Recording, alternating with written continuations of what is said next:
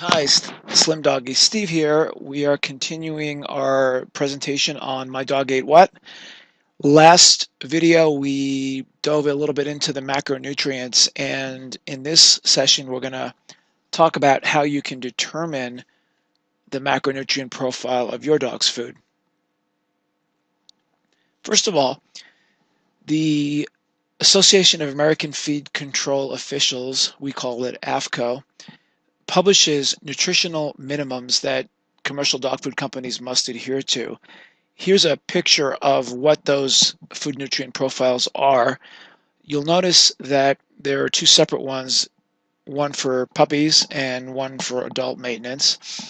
And you'll also notice that there's no mention of carbohydrates in this recommendation. So essentially, AFCO is saying that protein and fat are crucial for a dog's diet, but carbs not so much. The values in this table, the recommended minimums, are not very high. You can see, 18% protein for an adult dog and only 5% fat. So, that's again pointing out that these are minimums, not suggested values, and we'll get into that in a little bit. So the real question is how do you know the profile of your dog's food? And unfortunately, it's not as easy as you think. So on a food label, there's something called a guaranteed analysis. It's required to be on food labels, and you will see a summary of the macronutrients in a food. Most dog foods report on protein, fat, fiber, and moisture. That's what's required. There are some foods that will give you a little bit more information, like on ash or carbohydrate. These values are used as an indication of the food's macronutrient composition, but it's hard to take them at face value. Let's take a look at a couple of examples, and then I will explain why you can't take these at face value, and you'll see as we work through it. Here's two foods that we're using as examples. One is called a fresh pet, turkey, vegetable, and rice, and the other is a Merrick Classic real beef. The fresh pet is wet, the Merrick is a dry food, and these values are pulled right from their respective labels. You see, fresh pet is 9% protein according to the label, Merrick is 30% protein according to the label. So based off of that, let's ask the rhetorical question, which of these foods is higher in protein? The answer is we don't know yet.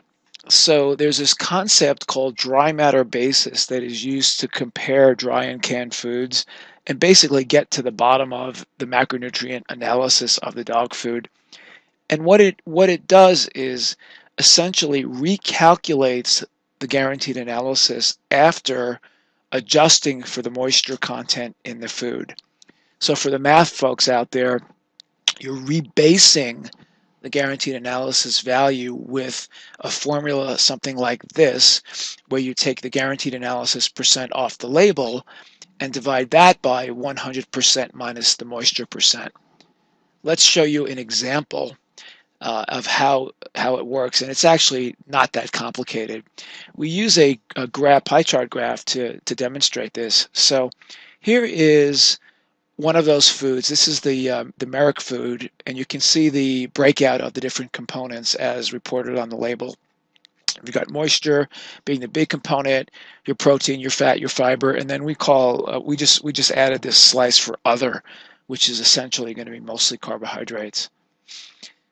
If we take out that moisture and then look at the breakout, it's a completely different picture.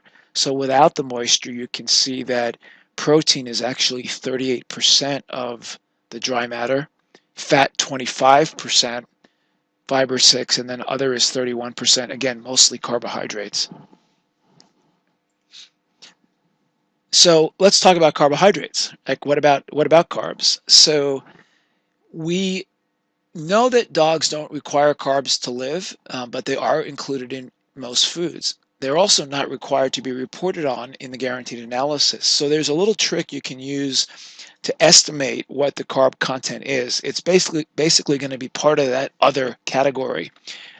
Also, the fiber component of the dog food is from carbs, so you got to be careful not to double count.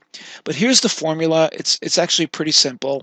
You take 100%, you subtract the protein percent, the fat percent, the fiber percent as reported, and then there's this thing called ash, which we'll get into, and then the moisture percent. And that's how you come up with the as reported carbohydrates. Ash is basically minerals, and there's an estimate that I use, which is for canned food, assume about 2%, and for a dry food, assume about 7.5% ash content. So if using our example, you can see that you can take 100 minus 9 minus 6 minus 76%, and then use 2% for the ash, and you see that you've got a 7% carbohydrate as reported. And then, of course, you would rebase that on a dry matter basis, and you see that the food has 29% carbohydrates. So now let's look at these two foods in light of those adjustments, and you can see that the fresh pet food is actually higher in protein, fat, and lower in carbs than is the Merrick dry food. And as you know from our prior installments of this series, we do prefer foods higher in protein and fat and lower in carbohydrate content for a normal, healthy dog.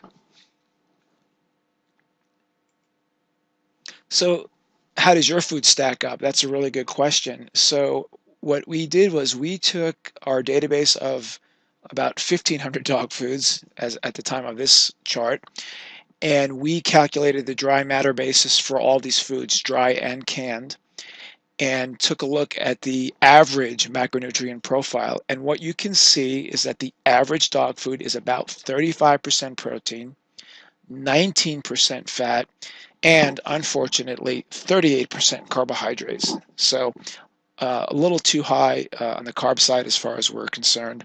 But there it is. You can compare your food after you do the dry matter calculation and see where you sit up against the average.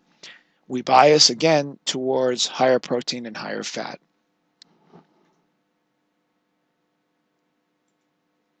That's it for now. We'll be back with another presentation, continuing this discussion.